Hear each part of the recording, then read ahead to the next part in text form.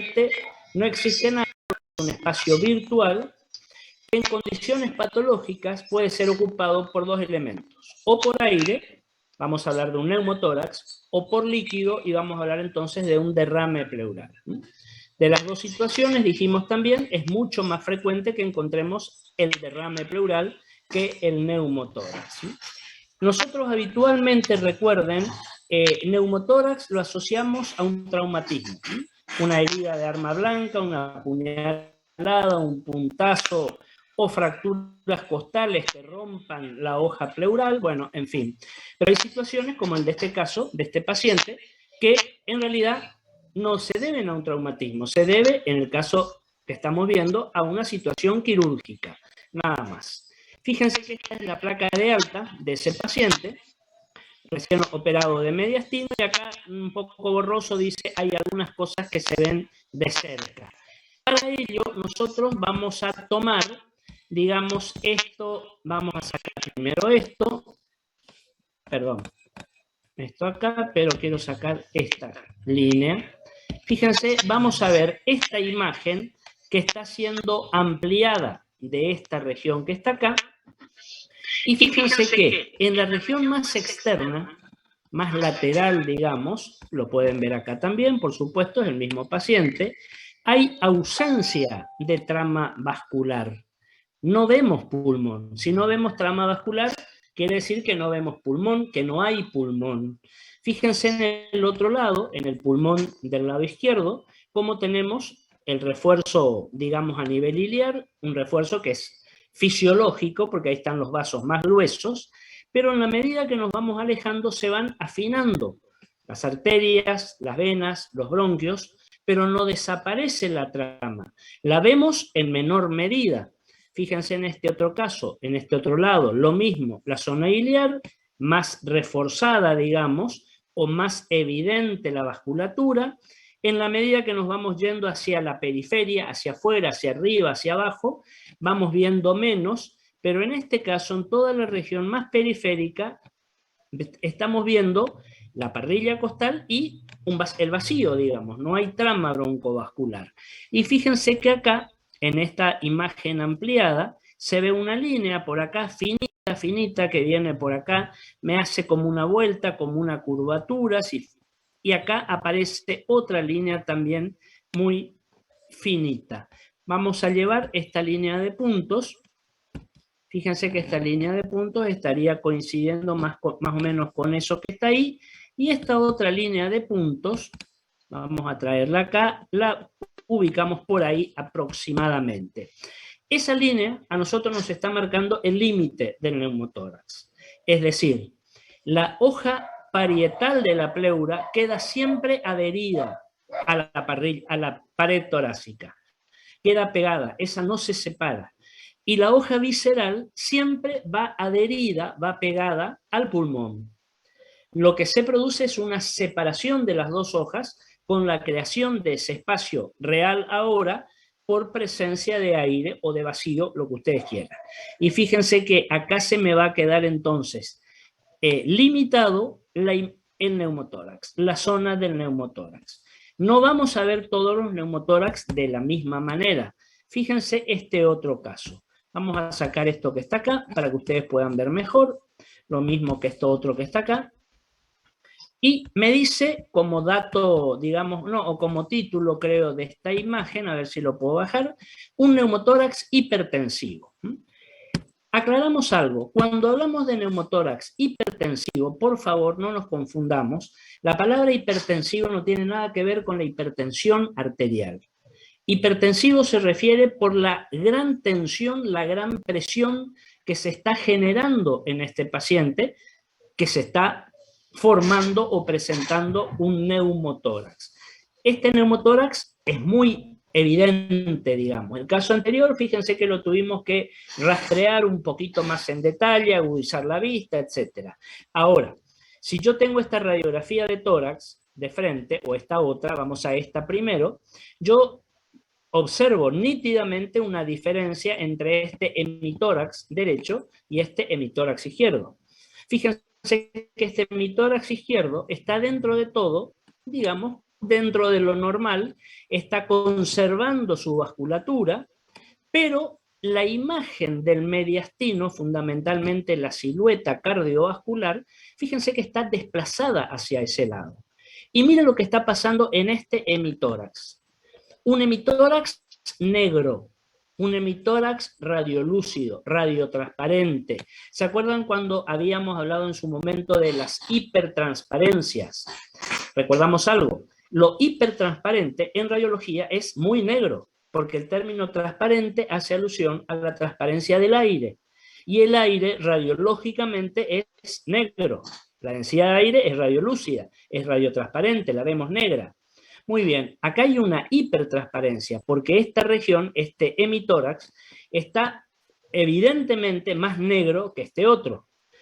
Pero fíjense que por acá aparece una imagen densa, bien delimitada, bastante homogénea, que se está intentando, digamos, de desplazarse hacia el hilio pulmonar.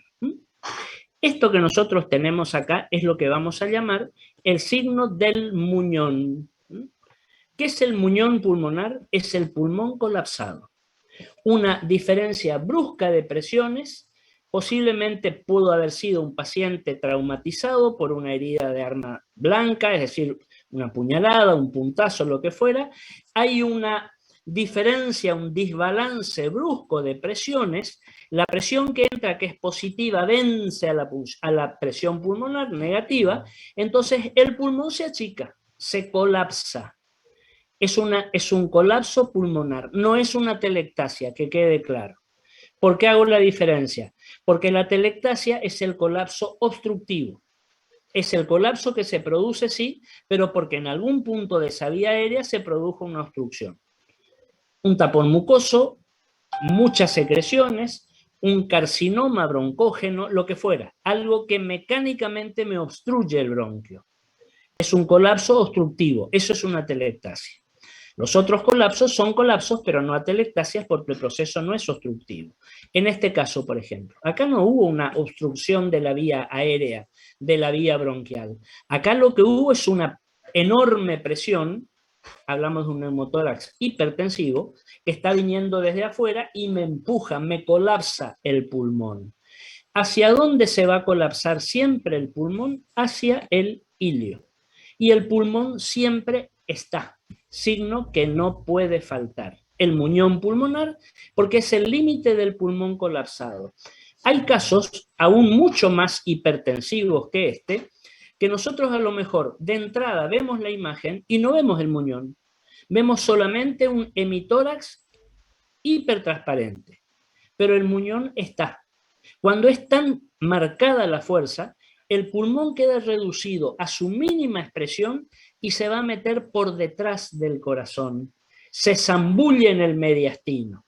En ese caso podemos no verlo al muñón, lo que no quiere decir que no esté presente. Es una patología pleural, o sea, nosotros cuando hablamos de un neumotórax, fíjense, en este caso, por ejemplo, vamos a hablar de un neumotórax del hemitórax derecho. No podemos decir jamás un neumotórax del pulmón derecho.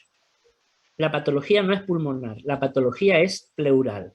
Ustedes me dirán, pero el pulmón también está patológico. Si se colapsó, también está patológico. Sí, por supuesto. Pero el colapso del pulmón viene secundario a la patología original, que fue el neumotórax. Y el neumotórax, recuerden, es una patología del espacio pleural, del hemitórax, no del pulmón.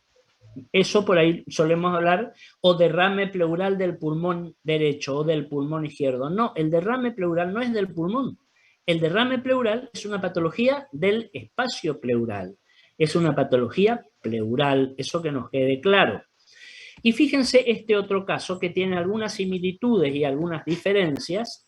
Yo les diría que lo que tiene en común con esta imagen que tenemos acá es la hipertransparencia también, sí, fíjense, un hemitórax hipertransparente, hiperlúcido, más negro, etcétera.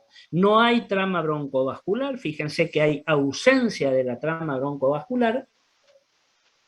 Este otro pulmón aparece como más denso por el porque está disminuido en su volumen, fíjense el desplazamiento del mediastino en sentido contralateral, por ejemplo, acá se estaría insinuando lo que sería el muñón, mucho más marcado, por supuesto, que en este primer caso. Pero además de todo esto que les comenté, ¿qué otra diferencia encuentran entre este paciente y este otro? Miren hacia abajo.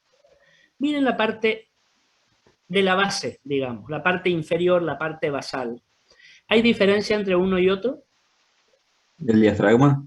El nivel. Exacto. El diafragma, por supuesto. Fíjense que este es mi diafragma derecho, está conservado en su forma, en su curvatura. Recuerden que normalmente el diafragma es curvo, convexo hacia arriba. Acá lo tienen. Acá tienen al otro. Un paciente, en este caso en particular, situación que puede darse, con una aerocolia muy importante. Fíjense la altura de este mi diafragma. Está acá. Cuando yo sé que naturalmente, en la mayoría de los pacientes, este hemidiafragma del lado izquierdo va a estar un poquito más bajo que el del lado derecho.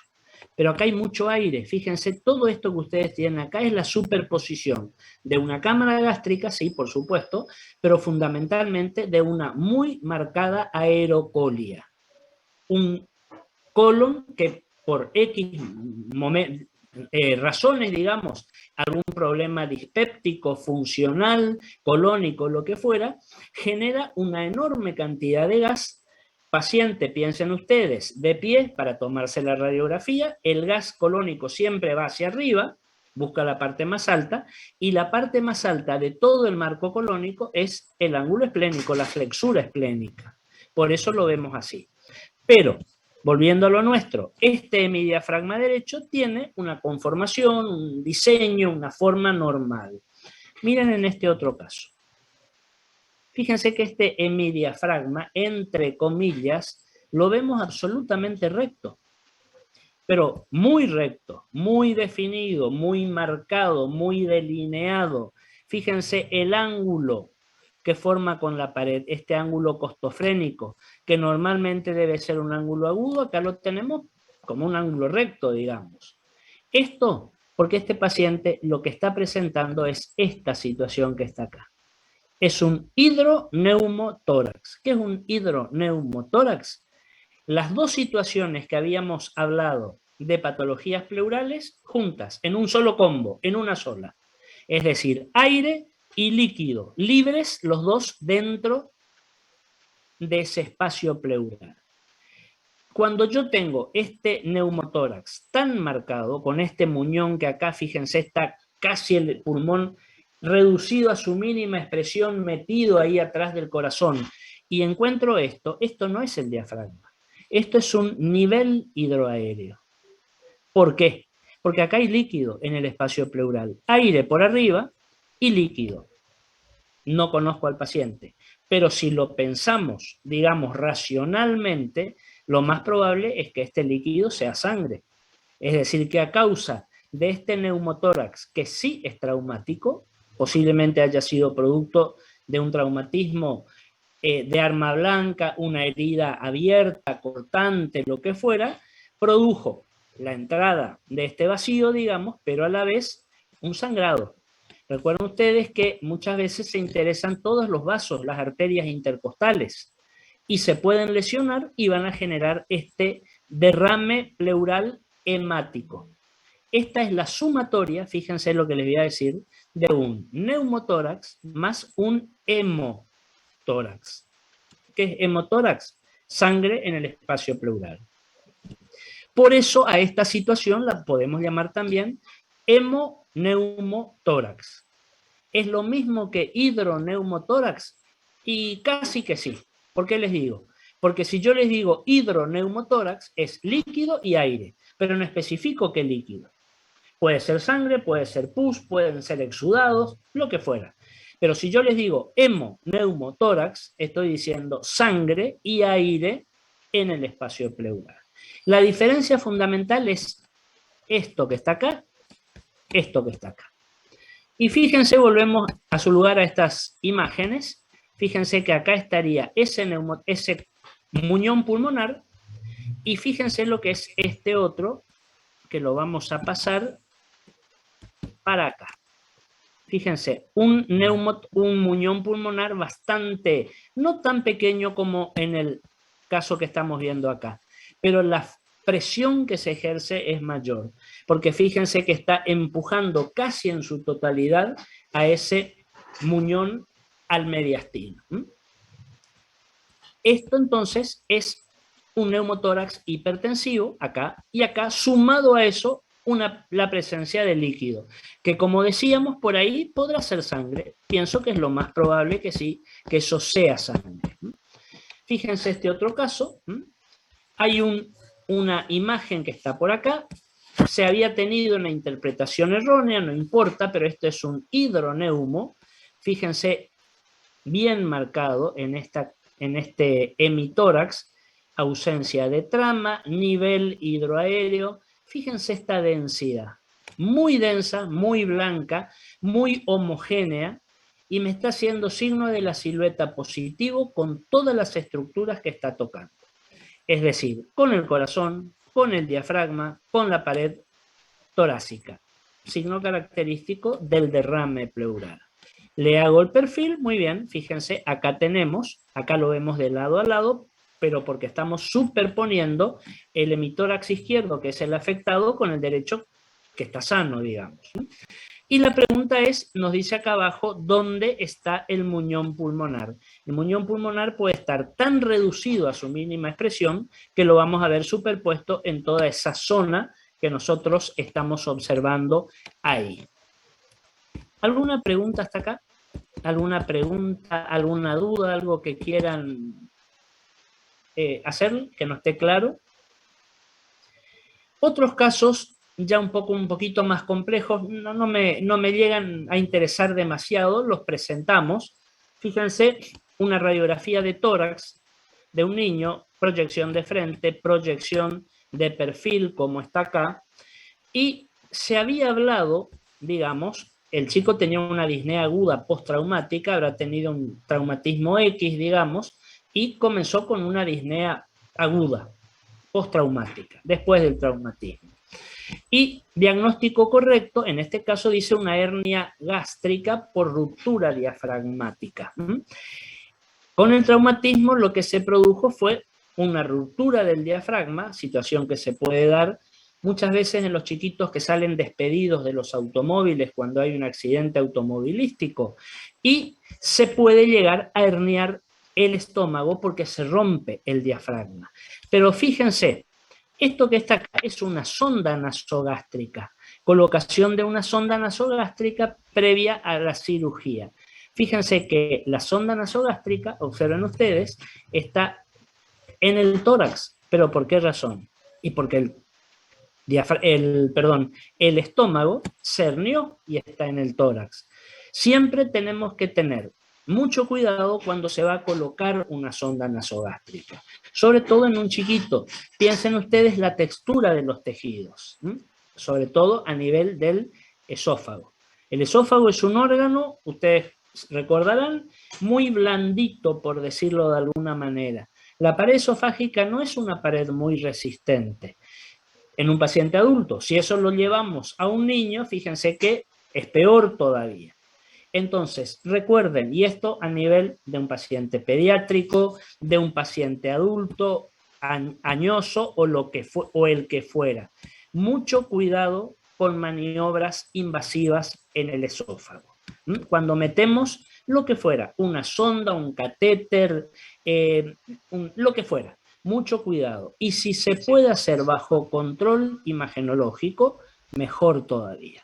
Control radioscópico, control tomográfico, el que ustedes quieran, porque de esa manera vamos siguiendo cómo va entrando ese elemento que no deja de ser un cuerpo extraño. Es decir, que si es una sonda nasogástrica, realmente sea una sonda nasogástrica. ¿Qué quiere decir eso? Entrar por alguno de los orificios nasales, ir a la vía digestiva y llegar al estómago.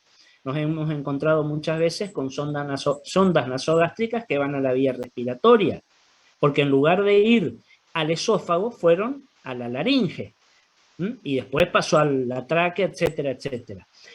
El esófago es un órgano lábil. ¿Qué quiere decir lábil? Se rompe. Entonces, con cautela, con precaución, y si lo podemos ir mirando, mejor. Fíjense el ejemplo, que digo ese ejemplo porque pienso que es conocido por todos.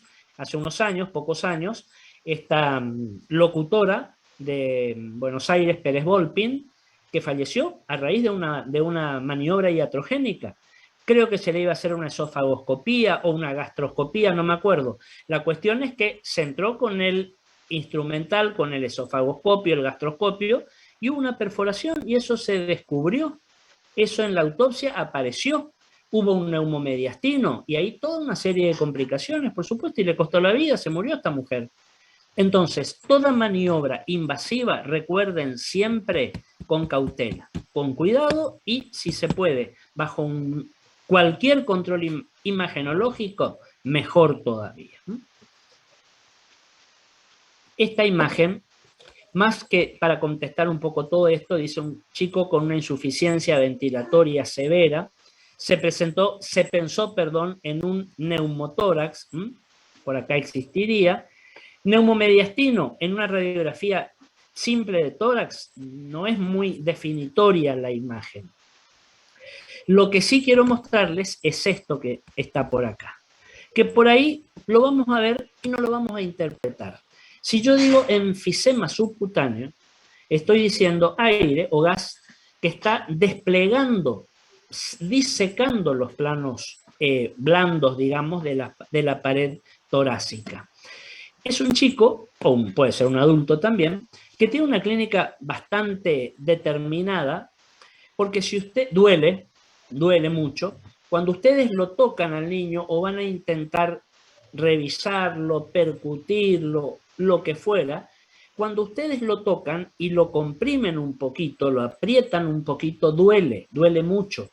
Y otra cuestión, ustedes van a sentir o van a tener una sensación como de algo que está crujiendo. Algunos lo comparan como cuando nosotros tomamos un papel diario y lo arrugamos, o algunos hablan de sonidos de tipo crepitantes. ¿Saben lo que es la crepitación? Es el ruido que hacen las llamas del fuego, de una chimenea, de un hogar, lo que fuera. Ese ruido cuando se va quemando la madera o el elemento que se haya puesto, ese es el crepitar del fuego. Bueno, se percibe esa situación. Y miren las partes blandas de la caja torácica, cómo tenemos imágenes absolutamente heterogéneas entre radiodensas y radiolúcidas. Los radiodensos, por supuesto, se deben a los planos musculares de la pared torácica, y todas estas otras imágenes así irregulares, heterogéneas, radiolúcidas, pertenecen al enfisema, es decir, a ese aire o a ese gas que se está metiendo y está disecando los planos musculares. Recuerden que cuando hablamos de disecando, estamos separando los planos musculares. La persona que va a disecar una pieza anatómica lo que hace es separar los distintos elementos anatómicos. Eso quiere decir disecar los planos. Un momentito. Muy bien. Esta otra, fíjense otra cuestión. Consecuencia del error, dice colocación de un drenaje inútil. Esto creo que tenía una placa anterior. Este que está acá, fíjense, otro chiquito, no tan chiquito, pero un paciente todavía adolescente, podemos decir, o que no ha terminado su crecimiento. Fíjense los núcleos de osificación acá de la metáfisis, de ambas metáfisis humerales. Está creciendo este chico. Y fíjense nuevamente ese enfisema subcutáneo como estaba por ahí, pero acá habla lo que les decía, crepitación subcutánea en el torso y el cuello por esta situación. Fíjense lo que es esta parte acá del cuello, es donde se suele concentrar en mayor medida y duele muchísimo cuando nosotros al chico o al paciente lo tomamos de ahí e intentamos comprimirlo un poquito.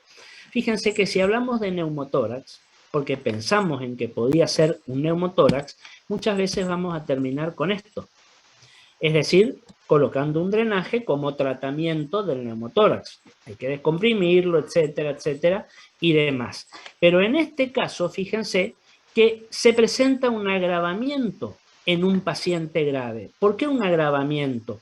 Porque si yo estoy colocando un drenaje, acá lo tienen, al tubo, que es inútil encima, estoy sobreagregando la situación del chico. Este chico lo que tenía, fíjense, por acá se llega a ver algún otro elemento que se le ha colocado, fue una ruptura traumática de la tráquea. Traumática por un accidente, por un golpe, por maltrato, muchas veces cuando se intenta asfixiar al paciente, se le aprieta el cuello, por así decir. Fíjense que la tráquea está muy sobre la superficie. ¿Y la tráquea qué es en definitiva? Una sucesión de anillos cartilaginosos que están enlazados uno con otro por tejido fibroso. La ruptura traumática de la tráquea suele ser de graves consecuencias, porque fíjense que ustedes están interrumpiendo la vía aérea. Se interrumpe la vía aérea en un sector muy alto, o sea, no entra aire. Obviamente que el chico va a tener, o el paciente, bueno, va a tener una disnea terrible, porque no entra aire, no recibe aire.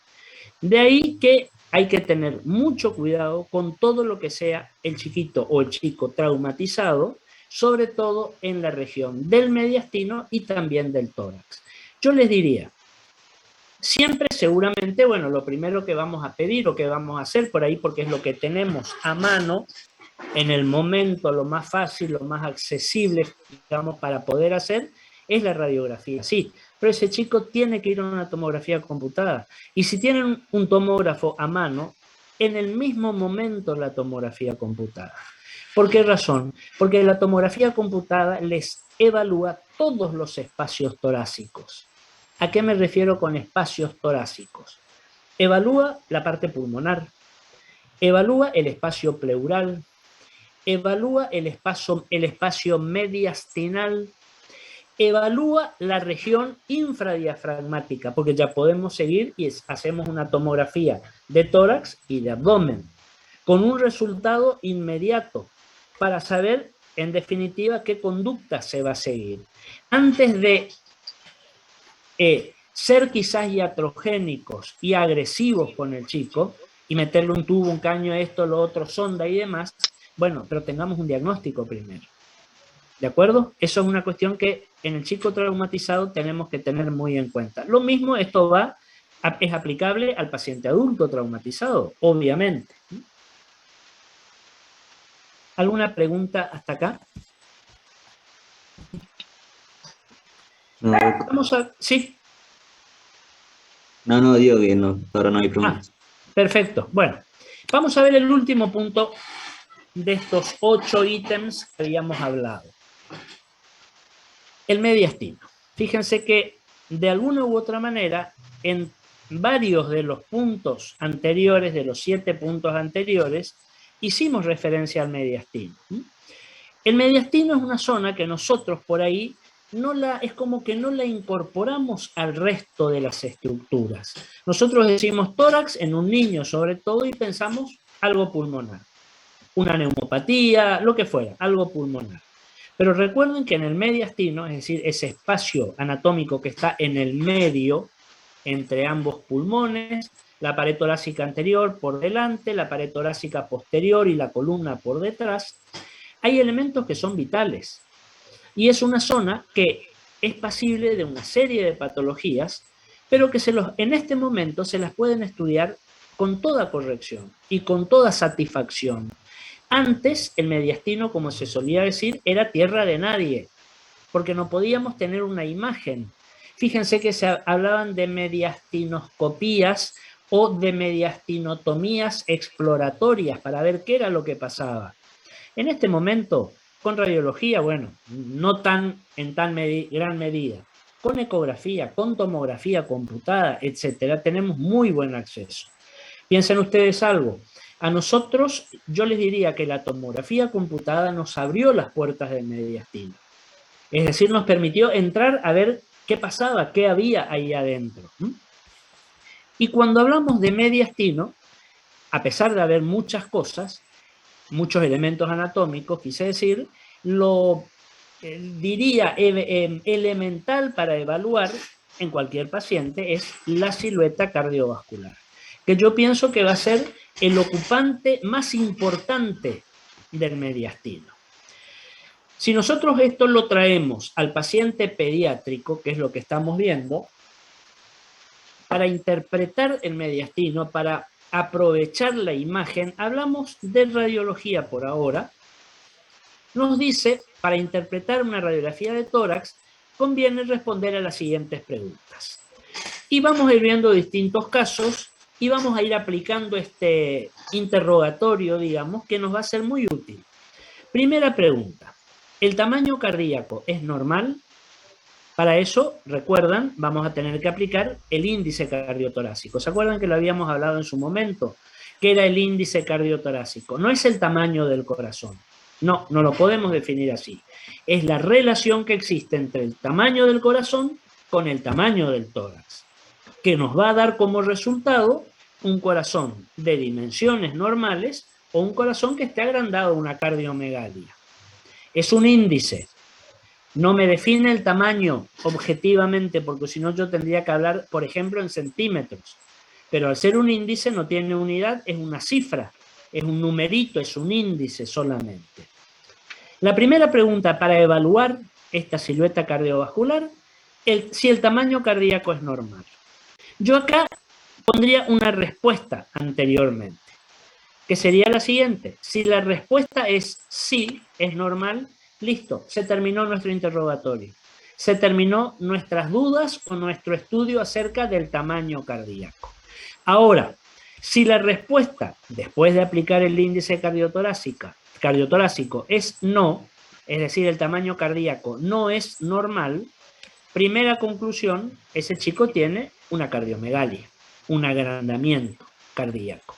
Segunda pregunta, ¿la anormalidad del tamaño es armónica? ¿Es global? Y acá yo quiero aclarar algo. Fíjense que les ponemos es armónica global, como sinónimos para aclarar. A mí, particularmente, me parece más adecuada la palabra global. ¿Qué quiere decir global? Cuando está involucrando a la totalidad de la silueta cardíaca, tanto a la parte izquierda como a la parte derecha. Eso es global. Porque fíjense que a mí me parece que hablar de una anormalidad que sea armónica, me parece medio un contrasentido, medio algo que no encaja una con otro. Si es una anormalidad, y yo no puedo hablar de una armonía en algo que es anormal. Les aclaro porque por ahí van a encontrar si la anormalidad es armónica. Se refiere a si es global. Si la respuesta es no, es decir, no es global, me está afectando solamente una parte u otra del corazón, tendríamos que preguntarnos en qué consiste la alteración morfológica. Es decir, ¿es a predominio del lado derecho? ¿Es a predominio del lado izquierdo? ¿Es a predominio no de todo un lado, sino de una sola cavidad del ventrículo, por ejemplo? Todo eso, fíjense que nos va desmenuzando un poquito más al diagnóstico que vamos a llegar. Y finalmente, no podemos dejar de mirar cómo está la vascularización pulmonar. ¿Está normal? ¿Está aumentada o está disminuida?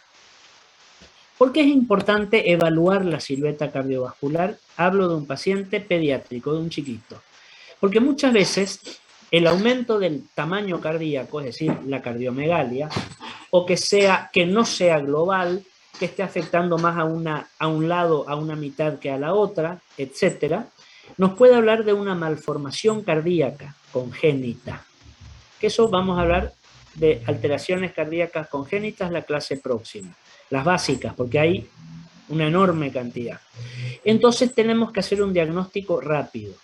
Es decir, no podemos ir llevando, o por decir de alguna manera, ir pateando la malformación congénita, porque a lo mejor con esa espera la agravamos. Hay algunas que sí se pueden esperar, Y tenemos pacientes, por ejemplo, que han nacido con una malformación congénita, que terminaron en una cirugía, pero a lo mejor la cirugía se la hicieron a los 50 años. Eso puede darse. Pero hay otras malformaciones que son necesariamente de resolución inmediata. ¿Qué quiere decir inmediata? En los primeros tiempos de la vida. Fíjense que hay malformaciones congénitas, no quiero entrar mucho en esto porque vamos a hablar la semana que viene, que se pueden llegar a detectar ecográficamente en etapa prenatal para tener todo listo, digamos, todo preparado, todo programado, para que ni bien nazca ese chiquito, ya se pueda, lo antes posible, operarlo. Hay malformaciones que con un episodio quirúrgico se solucionan. Hay otras que ustedes saben que son seriadas. Es decir, ese chico, dependiendo de la malformación que tenga, de la edad y demás, va a tener que someterse a una serie de intervenciones quirúrgicas cardíacas. Y algunas, en algunos casos, la primera es muy, digamos, muy pronto después del nacimiento. Entonces, si seguimos estas preguntas, nos vamos orientando. Vamos a trabajar con algunos casos como hacemos habitualmente. Les muestro esta primera imagen. Fíjense.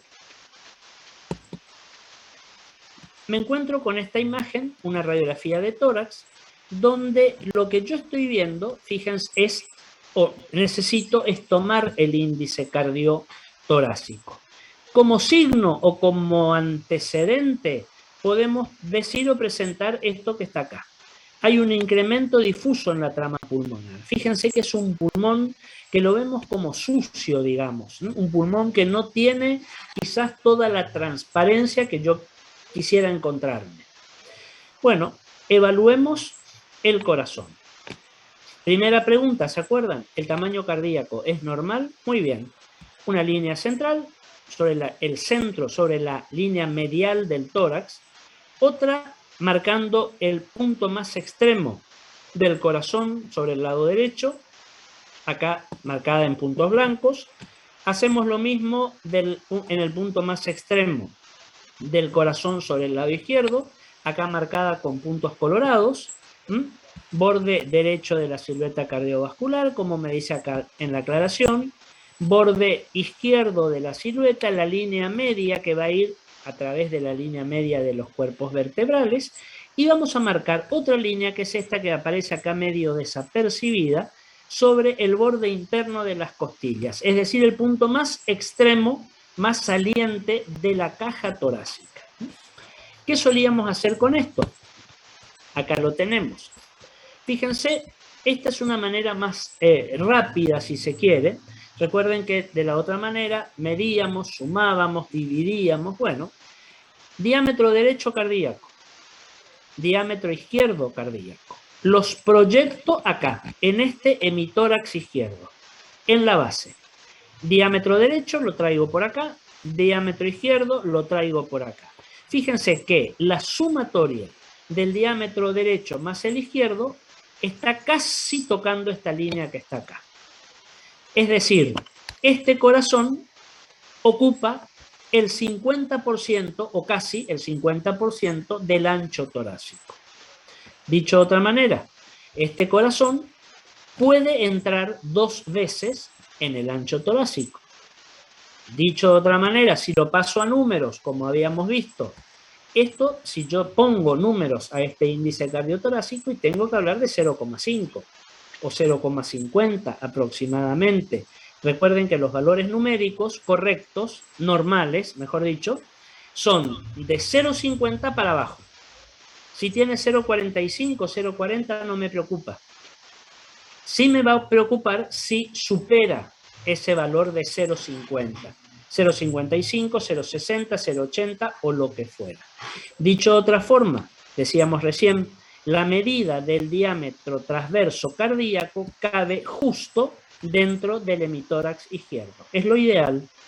Por lo tanto, el índice cardiotorácico es normal, lo que yo les decía. Acá se terminó nuestra inquietud, digamos. Este chico tiene un índice cardiotorácico normal. Amén de su cuestión cardiovascular, bueno, habría que estudiar qué pasa a nivel pulmonar. Aparentemente no hay relación entre lo pulmonar y lo cardiovascular. Pero de igual, ¿por qué está este caso como ejemplo? Porque aunque a nosotros nos llame la atención o nos resulte sugerente la patología posible pulmonar que tenga el paciente, no por ello voy a dejar de evaluar esto que está acá: la silueta cardiovascular y el índice cardiotorácico correspondiente. Vemos otro caso. Fíjense este caso. Si hay alguna pregunta, por favor, la hablamos, me la hacen, no hay ningún inconveniente. El dato que tengo, lo tienen ahí arriba. Esta radiografía pertenece a un chiquito recién nacido con dificultad respiratoria severa progresiva. Una disnea severa progresiva. Ese distrés respiratorio que solemos mencionar del recién nacido. Lógicamente, indicamos una radiografía de tórax. Acá la tenemos. Marcamos las líneas de referencia para tomar el tamaño cardíaco.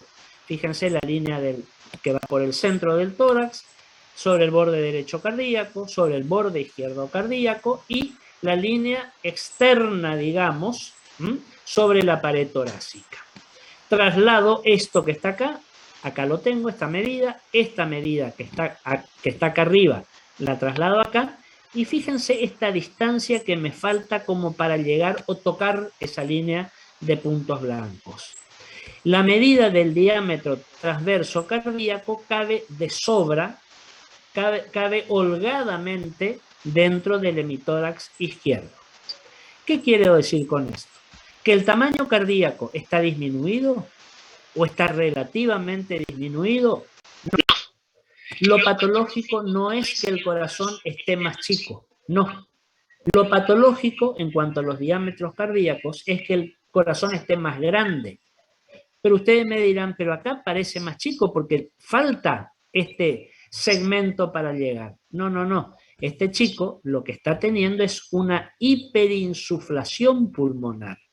Acá dice hiperinflación. No, hiperinflación es otra cosa. Vamos a hablar de hiperinsuflación pulmonar. Es decir, mayor cantidad de aire dentro de los pulmones. Habrá que buscar la causa. Este es un chiquito recién nacido, les aclaro. El diagnóstico final con este niñito fue una linfangiectasia pulmonar congénita, que obviamente no vamos a hacer el diagnóstico con esta radiografía solita de tórax. Como yo les decía al principio, no nos preocupemos en este caso por el diagnóstico. Lo que yo quiero que ustedes evalúen es el procedimiento, porque a este chico obviamente habrá que estudiar qué pasa a nivel pulmonar. La patología no está en el corazón. Esta patología, esta imagen, me está hablando de una hiperinsuflación. Bueno, tendré que buscar por qué ese pulmón está hiperinsuflado. ¿Qué está pasando? ¿Por qué este chiquito tiene ese atrapamiento aéreo tan marcado? Porque fíjense que los dos pulmones están hiperclaros, están hipertransparentes, muy negros. Fíjense inclusive esto que por ahí llegan a ver acá, esto que ven acá también se suele ver, acá también. Algunos autores lo manifiestan como una herniación pulmonar intercostal. Fíjense que es tal el atrapamiento aéreo que tiene, tal es la hiperinsuflación, que es como que ese pulmón está haciendo fuerza y hace protrusión entre costilla y costilla en cada espacio intercostal. La causa, por supuesto, es pulmonar, no es cardíaca. Pero, lógicamente, investigamos la silueta cardiovascular. Vamos a ver otro caso. Si hay alguna pregunta, por favor, lo vemos. Miren este otro chiquito que les pongo acá. El dato que tenemos es un recién nacido también con dificultad respiratoria severa. Acá tenemos la radiografía. Muy bien, tomemos el índice cardiotorácico para contestar nuestra primera pregunta. Si el tamaño cardíaco es normal o no. Y me aclara, una radiografía con defecto de posición. Fíjense que el niño está un poco descentrado, está como torcidito cuando se lo sostuvo para hacer la radiografía. No importa, no lo irradiemos de vuelta. Busquemos el índice cardiotorácico, marcamos nuestras líneas de referencia, el lado derecho, el lado izquierdo. Muy bien, ponemos el diámetro del lado derecho, inmediatamente al lado el diámetro del lado izquierdo, y fíjense otra vez, me falta un trecho, me falta un tramo para llegar, digamos, visualmente a esta línea que me marca el punto más saliente de la pared torácica. Más o menos un caso radiológico muy similar al que vimos recién. La medida del diámetro transverso cardíaco, nuevamente decimos, cabe de sobra dentro del hemitórax izquierdo. Otra vez lo mismo, el tamaño cardíaco está relativamente disminuido, pero recién habíamos dicho que el corazón no va a aparecer, no va a estar patológico, digamos, porque esté más chico. ¿Por qué vemos esta distancia que se marca acá? Porque existe hiperinsuflación pulmonar. Otra vez, atrapamiento aéreo. El problema, por así decirlo, no está en el corazón. Pasa por lo pulmonar o por lo respiratorio. Este chiquito finalmente tenía una dificultad expiratoria porque tenía una atresia de coanas. Las coanas, ustedes saben muy bien, son los orificios posteriores de las fosas nasales, ¿verdad? Narinas, los orificios externos, coanas, los posteriores. Había una atresia, no sé si era una atresia porque no conozco el caso, o por ahí suele haber una hipotrofia, es decir, no terminan de abrirse. Entonces va quedando aire sin poder salir. Y ustedes me dirán, ¿y por qué entra? Si no puede salir. O mejor dicho, ¿por qué puede entrar y por qué no puede salir? Porque la inspiración es un movimiento activo. Yo para inspirar tomo el aire, hago una acción. Para expirar es un movimiento mucho más pasivo. Pasivamente el aire es eliminado en la expiración. Fíjense, en este caso vemos, si analizamos el mediastino ya que estamos, además de la parte que compete a la silueta cardíaca, miren por acá arriba, yo les diría que este mediastino superior lo veo un poco más ancho que lo que tendría que ver. Pero es un niño recién nacido. Un chico recién nacido o de corta edad, de pocos meses, va a estar en ese sitio la sombra del timo, la imagen del timo, el signo de la vela, el signo de la onda. Lo que no me tiene que preocupar, porque esto no es un ensanchamiento mediastinal superior patológico. Esto es un ensanchamiento mediastinal superior anatómico, fisiológico en ese chiquito. Si yo lo encuentro mucho más grande o lo encuentro que persiste en una edad que ya tuvo que haber desaparecido o tuvo que haber en realidad involucionado, bueno, lo tengo que estudiar. Le haré tomografía, etcétera, porque ese chico me puede estar haciendo un timoma, un tumor de timo. Y fíjense que el timoma puede ser de graves consecuencias. Habitualmente, histológicamente es un tumor benigno, pero tiene un desarrollo maligno. ¿Por qué?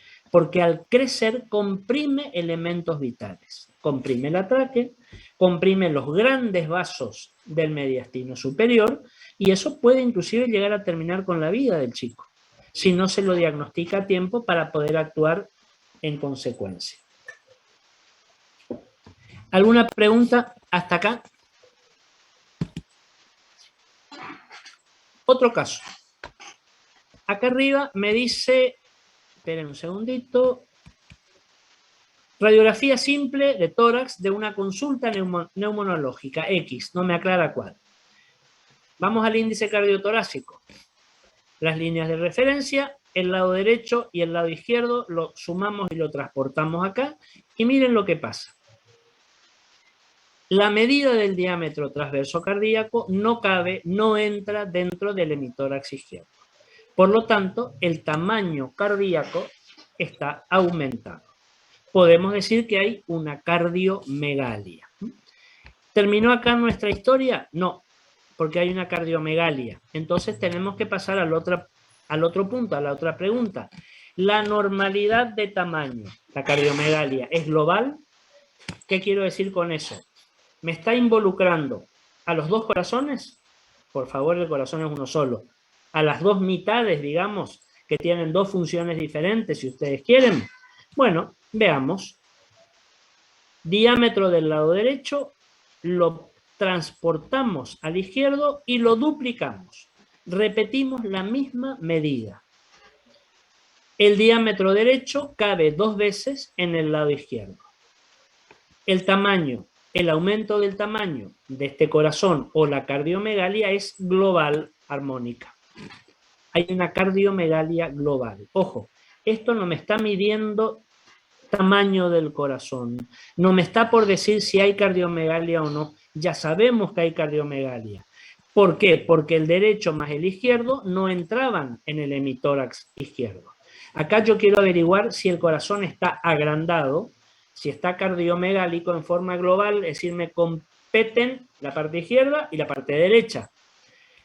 La medida del lado derecho entra 2 veces en el lado izquierdo, es global. Están afectadas las dos mitades cardíacas, por decirlo de alguna manera. Ahora, vamos a ver este otro caso, ahora, ya que estamos en esta cuestión. También acá decía una consulta para una alta neumonológica en un chiquito, un chico pequeño, fíjense el tamaño, el aspecto torácico y demás. Primera pregunta, ¿el tamaño cardíaco es normal? Líneas de referencia, el lado derecho lo pasamos acá, medimos el lado izquierdo, lo transportamos acá, y fíjense todo este sector, este segmento que sobrepasa esa línea costal.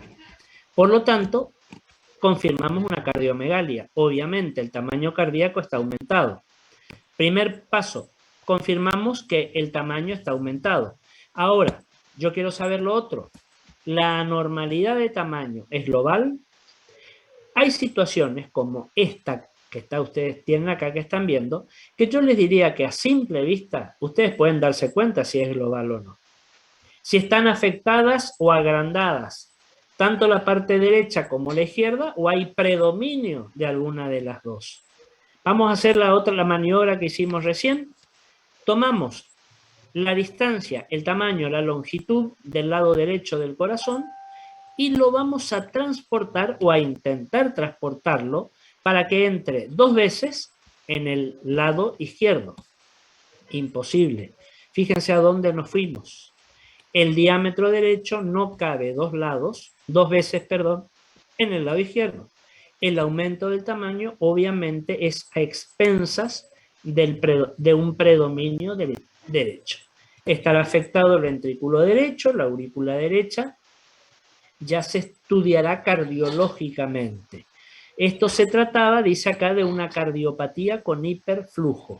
Si yo hablo de cardiopatía en un chico tan chiquito, y tengo que pensar en algo congénito, que está generando un hiperflujo, fíjense cómo está la vasculatura, fíjense sobre todo hacia los campos superiores. Si yo hablo de una afectación del corazón derecho, ¿de qué circuito estoy hablando que se me va a afectar seguramente? ¿El gran circuito o el pequeño circuito? El lado derecho. El pequeño circuito. La circulación, corazón, pulmón. La oxigenación de la sangre y la eliminación del dióxido de carbono. El lado izquierdo tiene que ver más con el gran circuito o circuito sistémico. Es decir, el llevar y traer la sangre de todo el organismo. Acá hay que pensar en una patología del corazón derecho. Obviamente, vuelvo a repetir, cuando hablamos de corazón derecho o corazón izquierdo, sabemos que es uno solo. Hablamos de la función del lado derecho cardíaco y la función del lado izquierdo cardíaco. Ahora, tratemos de retener esta imagen donde hay una cardiomegalia a predominio del lado derecho, no es global, y fíjense y comparen con esta otra que está acá. Un chico dice que consulta por convulsiones o cianosis. Puede tener relación a lo que vemos o no.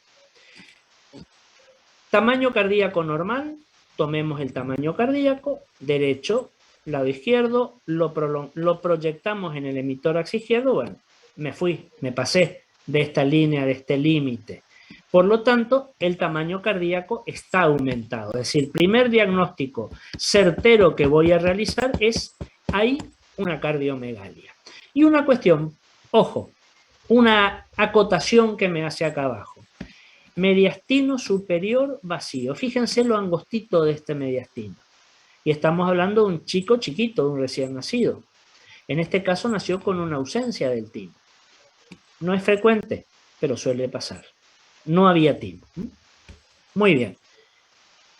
Conclusión primera, cardiomegalia. Confirmamos el diagnóstico de cardiomegalia. Ahora pasamos al otro. La normalidad de tamaño es global. Me afectan los dos lados del corazón. Bueno, tomemos la medida del lado derecho y la duplicamos, decíamos, en el corazón izquierdo. Fíjense, acá tenemos uno, lo duplicamos y miren esto que está acá. El diámetro derecho cabe más de 2 veces sobre el lado izquierdo. Por lo tanto, el aumento de tamaño es a expensas o a predominio del lado izquierdo. Y acá me aclara con elevación de la punta cardíaca. Fíjense que esta punta cardíaca, que habitualmente está dada por el ventrículo izquierdo o por la unión de los dos ventrículos, lo que nosotros llamamos el ápex cardíaco, la punta del corazón, habitualmente es como que se apoya suavemente sobre el diafragma. Miren este caso que tengo acá a mano, fíjense la relación entre el ventrículo y el diafragma, digamos. Bueno, fíjense lo que sucede acá. Yo tengo esa elevación de la punta, es como que la punta del corazón está hacia arriba. ¿Se acuerdan que en su momento lo habíamos visto y esa morfología, esa conformación cardíaca, la llamábamos corazón en sueco? ¿Se acuerdan? Haciendo referencia al sueco, al calzado, al zapato de los holandeses, el que tiene la punta así un poco hacia arriba. Muy bien. Si yo digo corazón en sueco, con agrandamiento cardíaco y demás, esto lo vamos a ver un poquito más detallado la semana que viene, tengo que pensar que algo de Fallot tiene este chico. Se trató de un síndrome de DiGeorge-Fallot leve, porque acuérdense que el síndrome de DiGeorge-Fallot o tetralogía de Fallot va a estar compuesto, como su nombre lo dice, tetralogía. Tetra quiere decir 4, por 4 situaciones que no quiero entrar ahora porque nos vamos de tema. Lo vamos a ver el miércoles que viene. O sea, fíjense cómo con una radiografía simple de tórax yo puedo detectar una malformación congénita importante, como puede ser el síndrome de Fallot o la enfermedad de Fallot o cualquier otra, como vamos a ver. ¿Qué más podemos decir? Fíjense esto que está acá. Esta es la interpretación que nosotros hacemos radiológicamente de la silueta cardíaca o cardiovascular.